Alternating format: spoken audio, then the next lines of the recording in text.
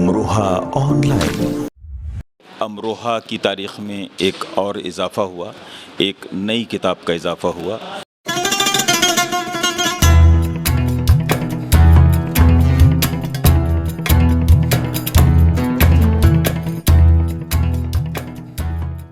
दीवानी शहाब अनवर का।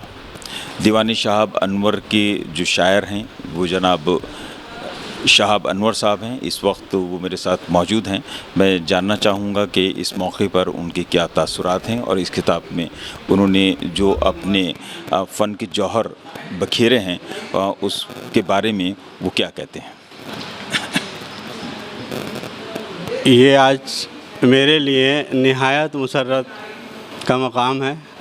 मैं समझता हूँ कि इससे ज़्यादा फ़नकार को खुशी नहीं होती कि उसका सब किया हुआ ज़ख़ीरा मंज़र आम पे आ जाए, वरना अक्सर शायर ऐसे हुए हैं कि बहुत अच्छे शायर हुए हैं हमसे कहीं, और उनके कलाम जो है मंज़र आम पर नहीं आ सका।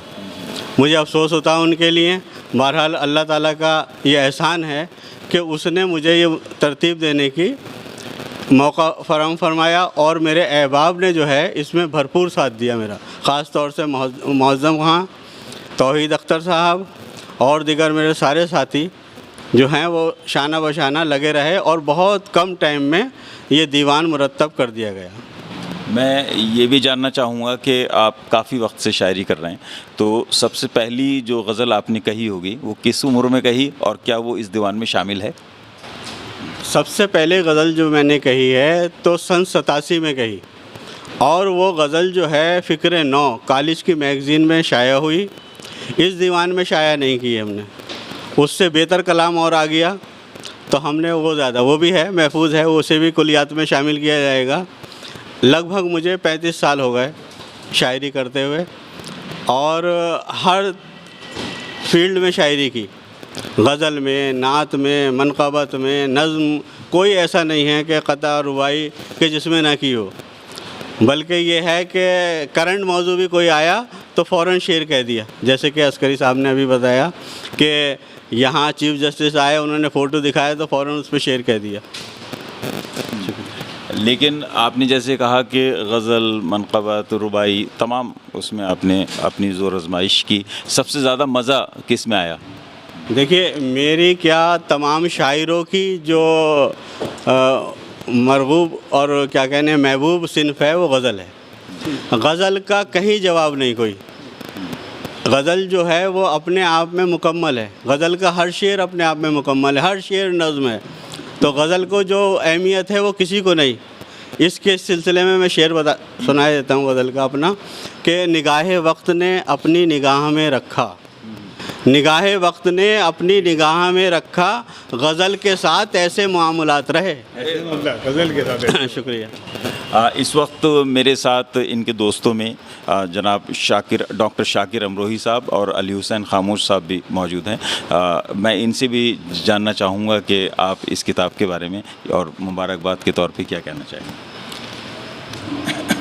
पहले तो दिल की गहराइयों से मैं भाई शहाब अनवर साहब को मुबारकबाद पेश करता हूँ कि इन्होंने अपने अनुभवों को, अपने एक्सपीरियंस को, अपने तजुर्बात को अपनी भाषा में, अपनी लैंग्वेज में इतने खूबसूरत ढंग से पिरोया कि उसे पढ़ने के बाद इनके जो अनुभव हैं उससे समाज को एक नई सीख मिलेगी, एक दिशा मिलेगी, एक मार्गदर्शन मिलेगा।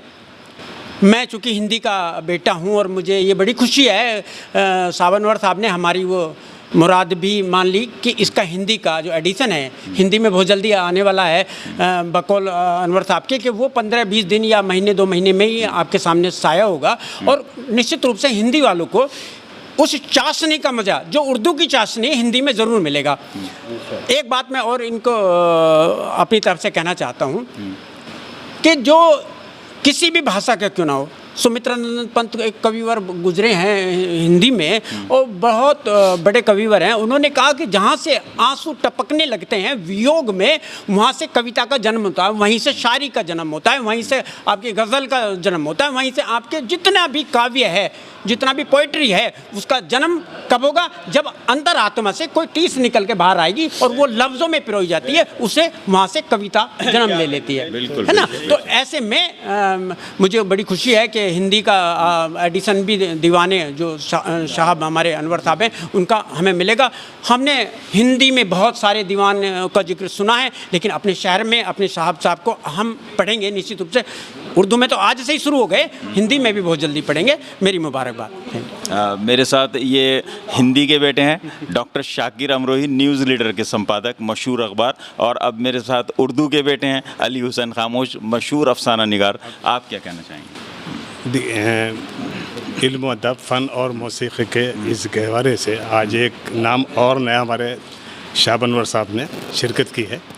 बहुत कुछ कहा जा सकता है उनकी शायरी के लिए। इल्म, दर्द, आए, चुभन, आंसू, सब कुछ उनकी शायरी में है।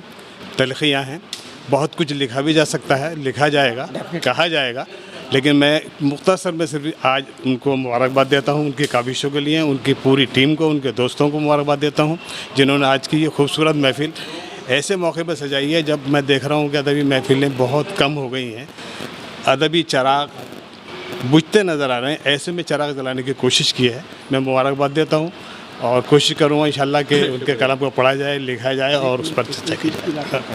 जी, कुछ और कहना चाह रहे हैं? मैं एक और अपने अमरा वासियों से, अपने जो अदबी लोग हैं उनसे, अदब किसी भी भाषा में कैद नहीं किया जा सकता। वो ज़बान का अंतर हो सकता है, लेकिन भावना, मर्म उसका सबका एक सा होता है। टीस एक सी होती है, जज्बात एक सा होता है। उसमें जो उस टीस को जन्म देने के लिए, चूँकि मैं हिंदी में एडिटर भी हूँ, अखबार निकालता हूँ, पूरी ज़िंदगी हिंदी की सेवा में निकल गई, भाषाई सेवा में।